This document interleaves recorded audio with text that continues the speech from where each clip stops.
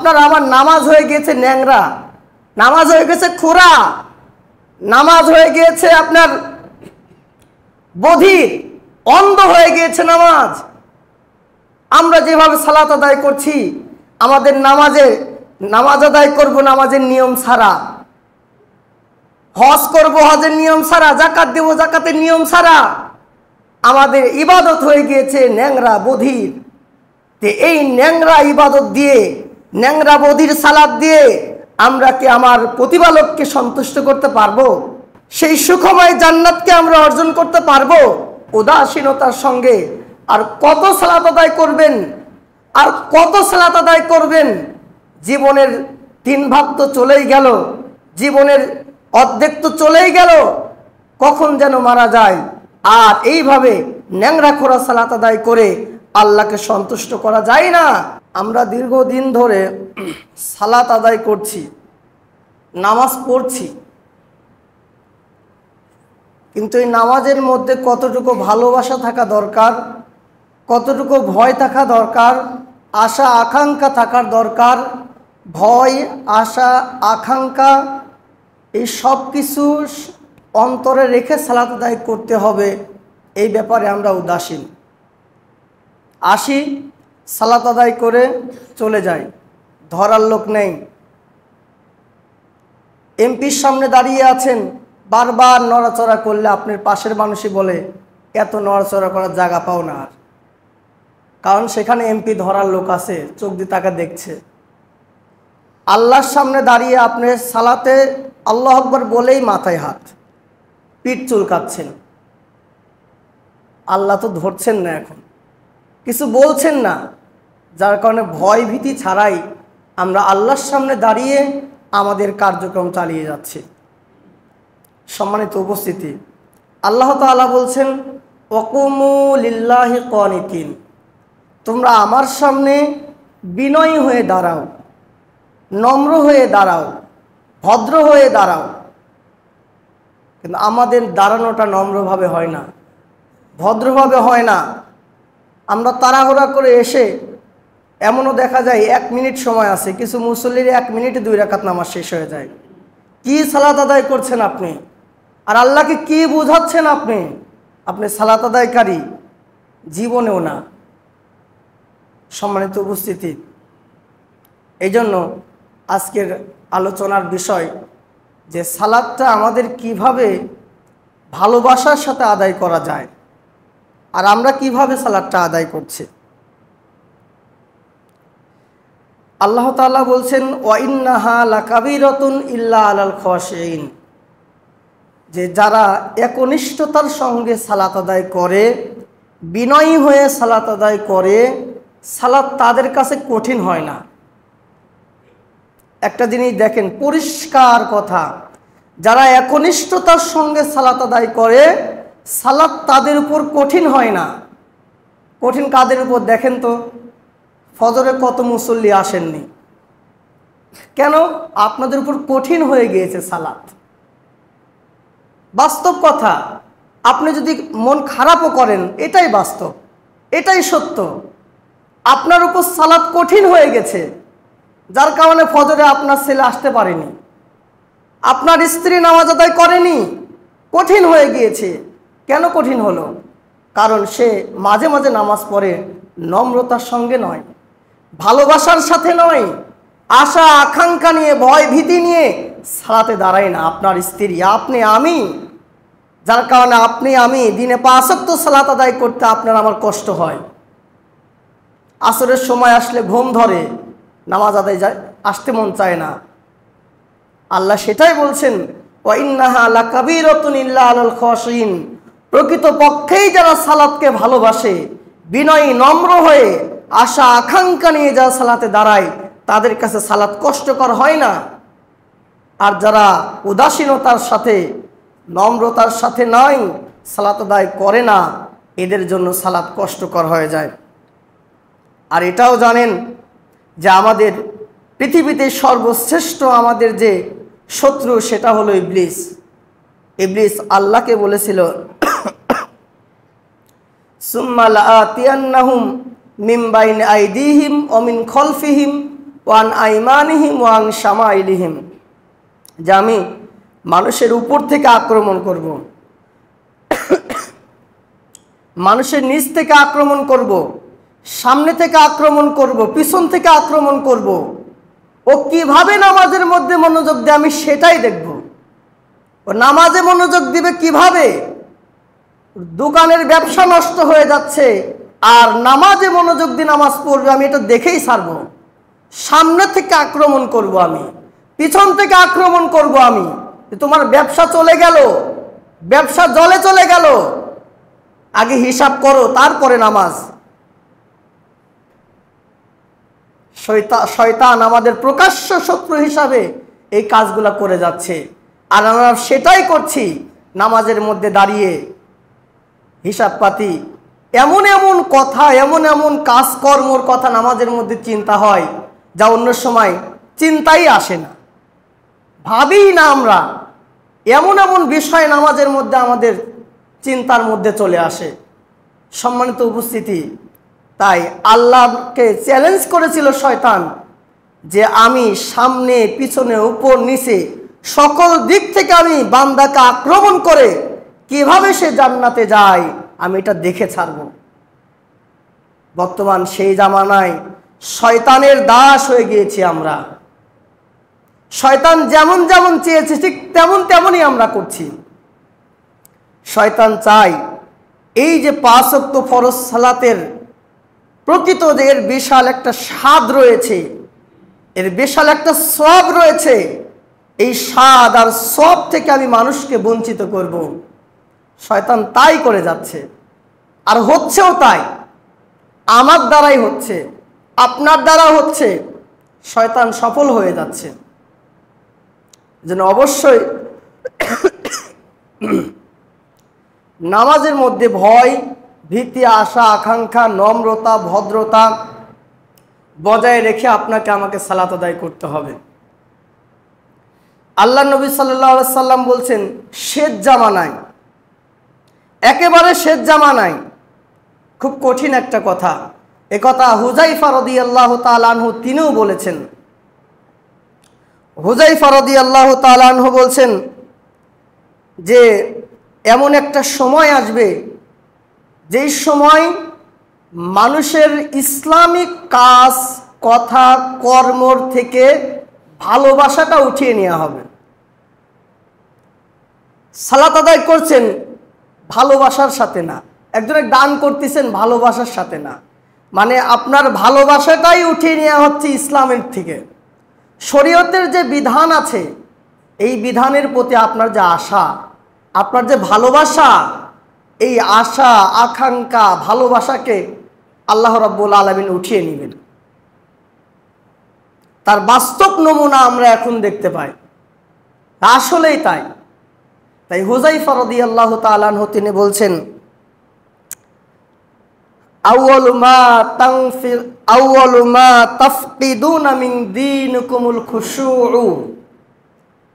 তিনি বলছেন সর্বপ্রথম তোমরা তোমাদের দ্বীনের মধ্য থেকে দেখতে পাবা তোমাদের ভালোবাসা, আশা, আকাঙ্ক্ষা উঠে গেছে, সব কিছু উঠে গেছে। দ্বিতীয়ত কি উঠবে? ওয়া আখিরু মা তাফকিদুনা মিন দীনিকুমুস সালাহ। সর্বশেষ তোমাদের মাঝ থেকে সালাতও উঠে যাবে, নামাজও উঠে যাবে। অরব্ব মুসাল্লি, এমন একটা জামানা আসবে আপনি মুসল্লি দেখবেন লা খায়রা ফিহি, যেই মুসল্লি সালাত আদায় কোনো কল্যাণ নেই। সালাতে শুধু আদায় করবে, কোনো কল্যাণ পাবে না, কোনো উপকার হবে না। ওয়ায়ুশিকু, তারপর আল্লাহ নবী বলছেন এমন একটা জামানা আপনি দেখবেন অচিরেই, আং তাদখুলাল মসজিদা, যে তুমি মসজিদে প্রবেশ করো, তুমি দেখো মসজিদে প্রবেশ করো, ফালা তারা ফীহিম খাশিয়ান, তুমি মসজিদে প্রবেশ করো, তুমি দেখো একজন মুসল্লি পাবা না যেই মুসল্লি মনোযোগের সাথে সালাত আদায় করছে, খুশু খুজু নিয়ে ভালোবাসা নিয়ে সালাত আদায় করছে, এই মুসল্লি তুমি পাবা না। মুসল্লি অনেক পাবা, সালাত আদায়কারী অনেক পাবা, কিন্তু সালাতে মনোযোগ দিয়ে খুশু খুজুর সঙ্গে সালাত আদায় করছে এমন মুসল্লি খুঁজে পাবা না। বর্তমান সময়ে এইটাই চলছে। আমরা সে জামানায় চলে এসেছি, আমাদের সালাত উদাসীনতার সঙ্গে আদায় করি। আমাদের সালাত আমরা আল্লাহু আকবার বলেই চুলকানো শুরু করি। এইভাবে সালাত আদায় করে আমরা জান্নাত পাবো এমন আশা করা যায় না, এমন আশা করা যায় না। সম্মানিত উপস্থিতি, সালাত আদায়ের সময় আপনার ভয় থাকতে হবে, কবুল না হলে আমার বিপদ আছে। সালাত আদায়ের সময় আশা থাকতে হবে, এই সালাত কবুলের মাধ্যমে আমি জান্নাত পাবো। আপনার যদি আশা না থাকে, আপনার যদি ভয় না থাকে, কিসের সালাত আদায় করছেন? কেন আদায় করছেন? কিছু তো পাওয়ার জন্য আদায় করছেন আপনি। সেই আশা, সেই ভয় আপনার আমার অন্তরের মধ্যে রাখতে হবে।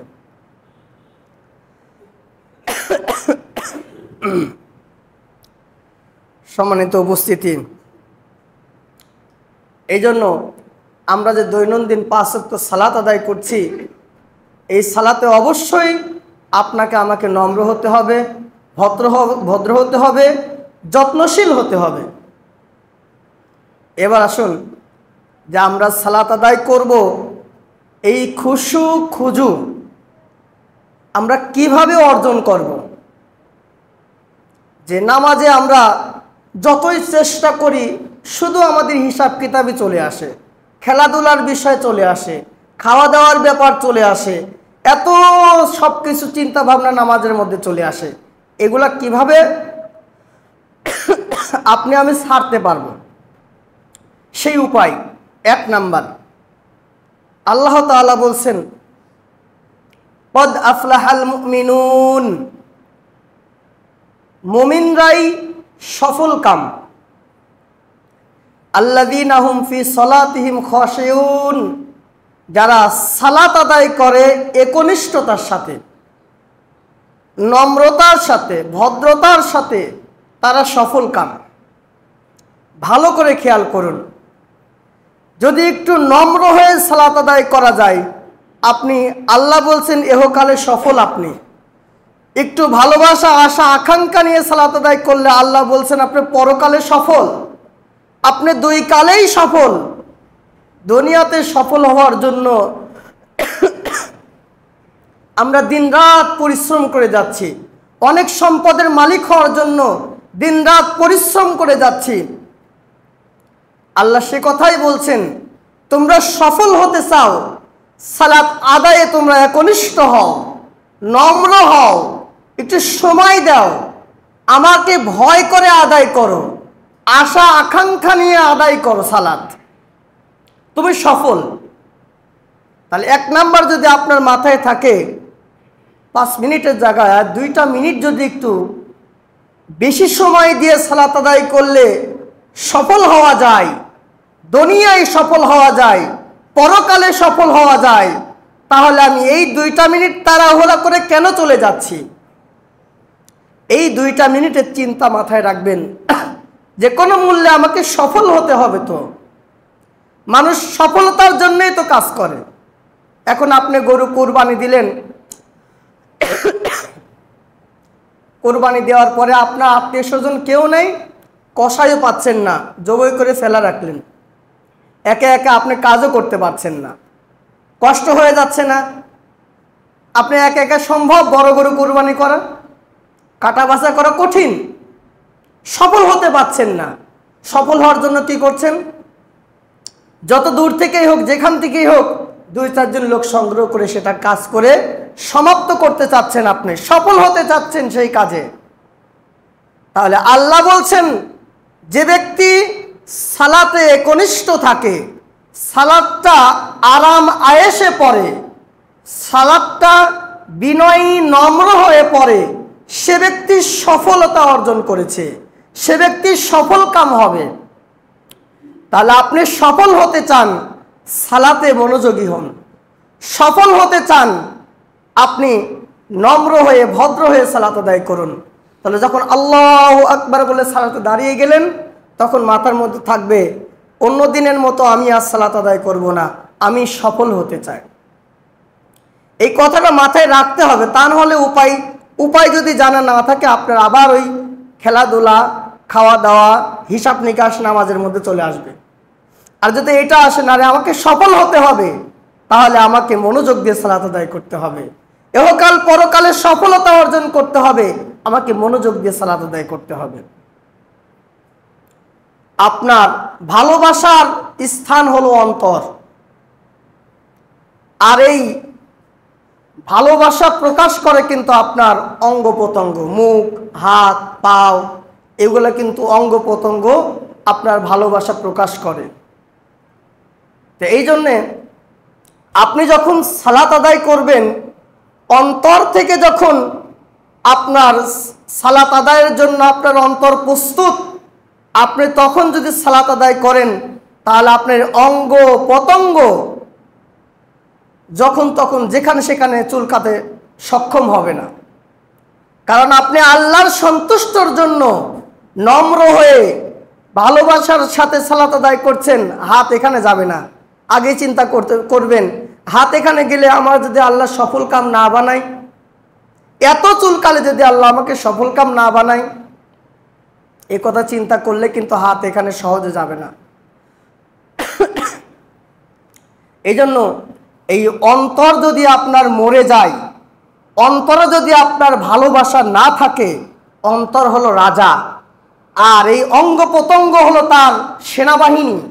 অন্তর যেদিক চলে আপনার হাত পা সেটাই করে। এই জন্য সর্বসময় আমরা অন্তরের অন্তরস্থল থেকে ভালোবেসে সালাত আদায় করব, তাহলে অঙ্গ প্রত্যঙ্গগুলো আপনার ভালো মতো কাজ করবে। আর যদি ভালোবাসার সাথে সালাত আদায় না করেন, তাহলে আপনার এই অঙ্গ প্রত্যঙ্গগুলো সঠিকভাবে কাজ করবে না। সিজদায় যায় বেশিক্ষণ থাকতে পারবেন না, হাত শুধু উঠাতে হবে। রুকুই যায় বেশিক্ষণ থাকতে পারবেন না, মাজা লেগে যাচ্ছে।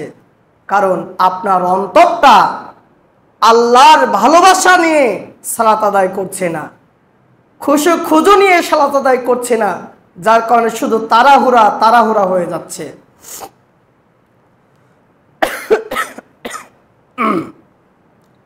এই জন্য আমরা সর্বসময় চেষ্টা করব আল্লাহ রাব্বুল আলামিন আমাদেরকে জেনে বুঝে যেন সালাতে মনোযোগী হয়ে একনিষ্ঠতার সঙ্গে সালাত আদায় করার তৌফিক দান করেন। সকল বলে আল্লাহুম্মা আমিন। সম্মানিত উপস্থিতি, এই সালাতে খুশু খুজুর তাৎপর্য, হুযায়ফা রাদিয়াল্লাহু তাআলা আনহু বলছেন, ইয়াকুম ওয়াল খুশুউন নিফাক, তোমরা মুনাফিকি ভয় ভীতি থেকে বেঁচে থাকো। মুনাফিকি ভয় ভীতি। হুযায়ফা রাদিয়াল্লাহু তাআলা আনহুকে জিজ্ঞাসা করা হলো যে মুনাফিকি ভয় ভীতি সেটা আবার কেমন? তখন তিনি বললেন, আং তারাল জাসাদু খাশিয়ান, বাহ্যিকভাবে আপনার অঙ্গ প্রত্যঙ্গ সব কিছুকেই আপনি দেখাচ্ছেন যে আমার অঙ্গ প্রত্যঙ্গ আল্লাহকে ভয় করছে, আমার শরীরের অঙ্গ প্রত্যঙ্গগুলো আল্লাহকে ভয় করছে, আমার শরীর এসে সালাত আদায় করছে, মানুষ দেখলো। আমি যদি আল্লাহকে ভয় নাই করতাম, তাহলে কি সালাত আদায় করতে আসতাম? আমার শরীরকে আমি দেখালাম মানুষকে, কিন্তু ওয়াল কলবু লাইসা খাশিন, অন্তর ভয় করে না। অন্তর ভয় করে না। আপনার আমার অন্তর ভয় করলে রাতের অন্ধকারে আমরা অন্যায় কাজ করতে পারতাম না, কোনোদিনও পারতাম না। আমরা শুধু মুনাফিকি মার্কা ভয় করি, মানুষ দেখানো ভয় করি যে একজন মানুষ যাচ্ছে, এর সামনে সিগারেট খাওয়া যাবে না, গোপনে খেয়ে যাচ্ছে, এটা মুনাফিক। কারণ ও আল্লাহকে ভয় করে না, ও আমাকে ভয় করে। ও আল্লাহকে ভয় করে না, তার স্যারকে ভয় করে। তাই হুযায়ফা রাদিয়াল্লাহু তাআলা আনহু বলছেন, তোমরা মুনাফিকদের মতো ভয় ভীতি থেকে বেঁচে থাকো।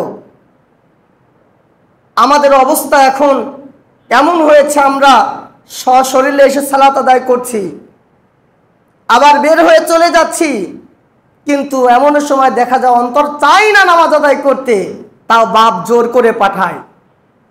অন্তর চাই না সালাত আদায় করতে, মা জোর করে পাঠায়। অন্তর চাই না আমার সালাত আদায় করতে, এখন আমার বাসায় মেহমান এসেছে, আসতে হয়। এইরকম সালাত আপনি সারা জীবন আদায় করবেন, কোনোদিন কবুল হবে না। এই জন্য তিনি বলছেন যে মুনাফিকদের মতো ভয় ভীতি করে তোমরা দুনিয়ায় চলাফেরা করো না। সালাফগণ বলছেন যে একজন প্রজা বা একজন লোক রাজাকে উপঢৌকন দিল একটা দাসী। ভালো করে খেয়াল করেন তো, ওই দাসীটা অন্ধ, বধির, ন্যাংরা, এমনকি ধরেন মরা। এখন এই মরা, ন্যাংরা, বধির, অন্ধ এই দাসী দিয়ে ওই রাজার কোনো উপকার আসবে? কোনোই উপকার আসবে না।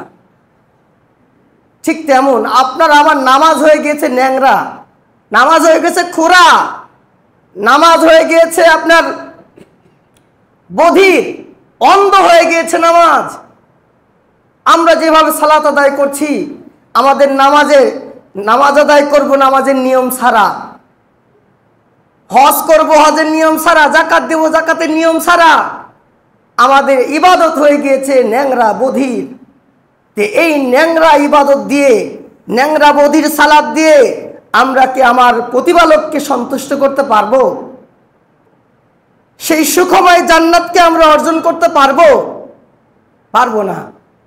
সম্মানিত উপস্থিতি, এই জন্য আপনাকে আমাকে সর্বসময় চেষ্টা করতে হবে। আজকের আলোচনার মূল কথা একটাই, যে আমি যখন সালাত আদায় করছি, সালাতে মনোযোগী হন, সালাতে মনোযোগী হন। উদাসীনতার সঙ্গে আর কত সালাত আদায় করবেন, আর কত সালাত আদায় করবেন? জীবনের 3 ভাগ তো চলেই গেল, জীবনের অর্ধেক তো চলেই গেল, কখন যেন মারা যায়। আর এইভাবে ন্যাংরা খোরা সালাত আদায় করে আল্লাহকে সন্তুষ্ট করা যায় না।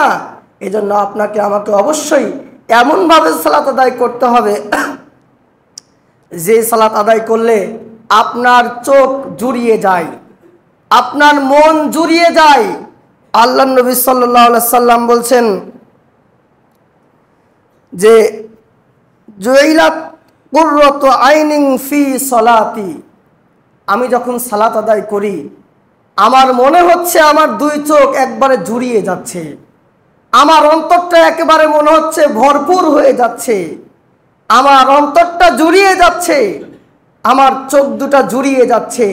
আমি এভাবে সালাত আদায় করি। আর আমরা সালাত আদায় করি আমাদের চোখে খালি ঘুম, আমরা সালাত আদায় করি কোনো মতো বের হয়ে যেতে পারলেই বেঁচে যায়।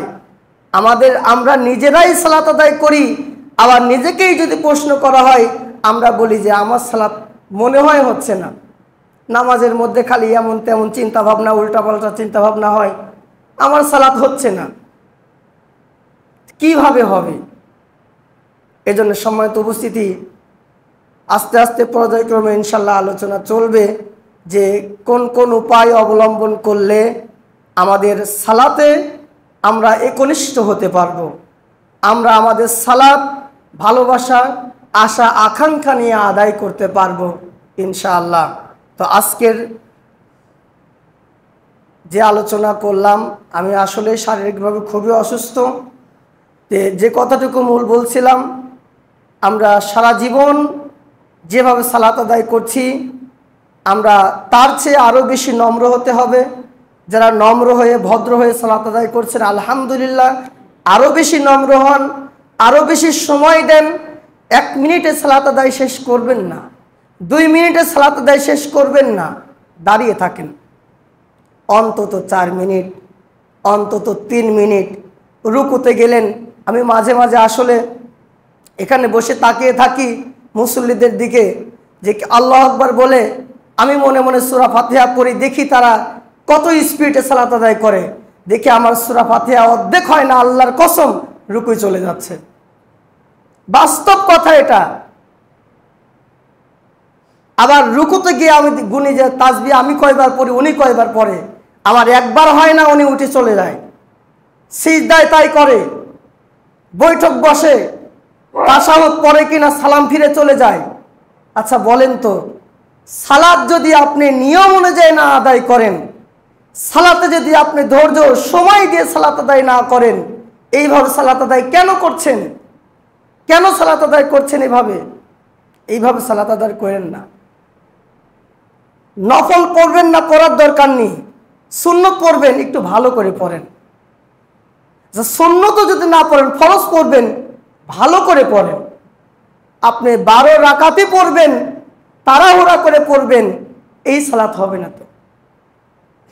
এই জন্য অবশ্যই ছোট ছোট সূরা হলেও যেই দোয়াগুলো আপনি পারেন, আস্তে আস্তে ভালোবাসার সাথে আশা আকাঙ্ক্ষা নিয়ে আপনি সালাত আদায় করবেন।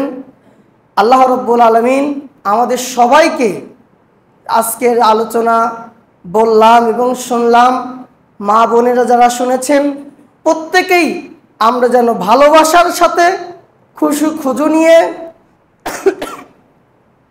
আশা আকাঙ্ক্ষা নিয়ে জান্নাত লাভের আশায় আমরা যেন ধীর স্থিরতার সঙ্গে সালাত আদায় করতে পারি। আল্লাহ তুমি তৌফিক দান করো, বলে আমিন।